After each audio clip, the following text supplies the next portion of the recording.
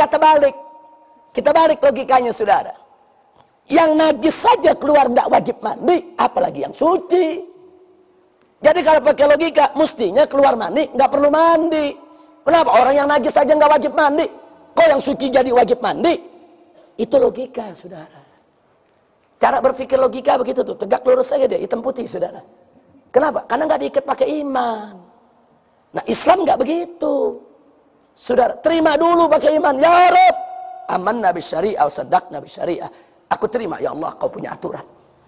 Aku beriman, ya Allah, dengan kau punya aturan. Keluar mandi, wajib mandi. Keluar air kencing, tidak wajib mandi. Aku terima, ya Allah. Terima pakai iman.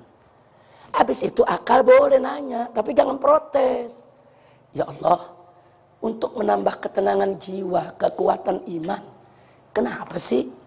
Kok yang suci keluar nggak wajib mandi? Yang suci keluar wajib mandi, yang najis kok justru enggak? Kenapa, ya Allah? Kenapa? Kan mestinya kalau yang najis tidak wajib mandi, apalagi yang suci.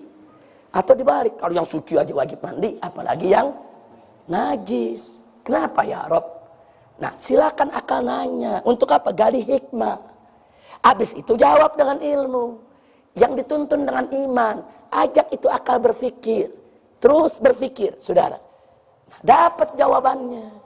Ada 2 jawaban, saudara. Pertama seperti tadi, orang itu kalau kencing sehari itu frekuensinya tinggi, bisa 5 kali.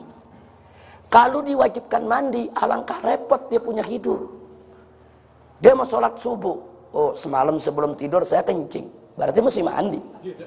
Mesti mandi, sudah, nggak bisa main ambil wudhu begitu aja. Nah, habis selesai ntar zuhur mau sholat lagi. Tadi habis sarapan saya kencing, berarti mesti mandi lagi. Nah, terus begitu mau sholat asar, saudara, ingat tadi habis makan siang kencing juga, ya mesti mandi lagi. Nah, begitu mau maghrib, saudara, dia ingat tadi kayaknya jam 5 saya kencing, saudara, mesti wudhu lagi mau sholat maghrib. Nanti begitu maghrib mau sholat isya, saudara, pakai ingat barusan habis makan malam kencing, dia mandi lagi. Jadi berapa kali mandi? 5. Saya mau tanya, jujur, kira-kira kalau begitu kewajibannya, repot gak hidup kita? Sibuk, repot, saudara. Repot, apalagi tinggal di Megamendung yang dingin. Mandi 5 kali ya, saudara, beku kita punya badan. Alangkah repotnya kalau itu diwajibkan, saudara. Nah, akal nerima, oh pantes. Keluar kencing gak wajib mandi, supaya gak merepotkan hidup umat manusia. Yuridullah bikumul yusra wala yuridu bikumul usra. Allah menginginkan untuk kamu kemudahan, bukan kesulitan. Oh, kita dibuat mudah sama Allah. Kita punya hidup. Masuk di akal tidak? Nah, lalu kenapa keluar yang suci kok wajib mandi? Nah, itu kan keluar mandi kan nggak tiap hari. Mandi kan keluar sekali-sekali. Paling kan yang tiap hari pengantin baru. Iya. Nah, kalau yang bukan pengantin baru kan nggak tiap hari keluar. Bisa sebulan sekali, bisa 2 bulan sekali, bisa 6 bulan sekali. Maaf, ada setahun bininya nggak ditengokin. Ada, saudara. Artinya apa? Saya cuma ingin menyebutkan air mani itu keluar sekali-sekali. Kalau diwajibkan mandi, tidak membebankan, tidak memberatkan, pantas diwajibin mandi. Masuk di akal tidak? Nah, tambahan lagi, saudara. Orang kalau keluar mani, maaf, 75% tenaga hilang. Lemes. Betul? Saya mau tanya nih. Kita kalau kerja ke sawah dari pagi sampai sore, capek nggak? Capek sore. Wah, lemes badan, capek, udah berkeringat. Kita pengen seger, ngapain? Mandi. Kenapa? Mandi itu memulihkan tenaga. Tenaga hilang, saudara, mandi itu pemulihan tenaga. Makanya kalau orang keluar mani, Nabi anjurkan buru-buru mandinya, jangan ditunda. Supaya kita aktif lagi, giat lagi. Kalau pagi keluar mani, kita nggak mandi, sampai sore kita lemes. Males, saudara. Mau terima males, mau terima tamu males, mau baca kitab males, mau ngajar males, saudara. Tapi coba mandiin segera, saudara. Begitu mandu, badan segar. Kita siap untuk beraktivitas lagi, saudara. Oh, pantas keluar mani disuruh mandi.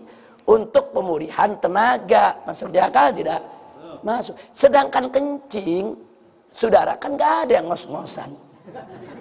Emang kencing buang tenaga? Enggak, kecuali kencing batu. Ini kencing ini justru bikin lega, saudara.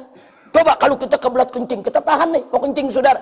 Mau duduk salah, mau diri salah, mau ngajar salah, mau pergi salah, mau duduk sama tamu salah. Udah serba salah, saudara. Tapi begitu kita kencingin, lega.